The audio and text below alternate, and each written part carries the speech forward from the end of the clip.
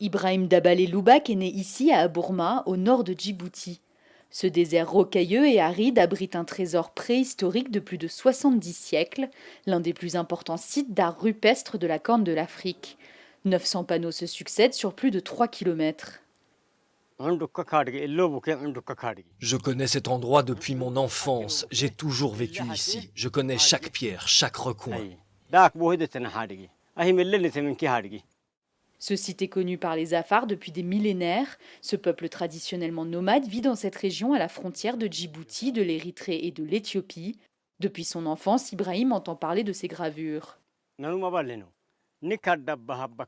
On n'est pas les premiers à avoir découvert le lieu. Nos grands-pères l'ont raconté à nos pères, puis nos pères nous l'ont raconté. C'est une connaissance qui se transmet de père en fils, et aujourd'hui, nous connaissons tous ce lieu. Connu des nomades mais pas du grand public, en 2005, Ibrahim accompagne un archéologue français sur les lieux, le premier à faire une étude scientifique. Pour trouver les gravures, il faut faire 6 heures de route au départ de la capitale Djibouti et plus d'1 heure de marche. On est un peu écarté de la civilisation, tu vois.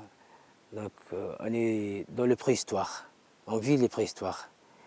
Donc ici, dans le massif de Makarassou à Bourama, on découvre le gravure de rupestre.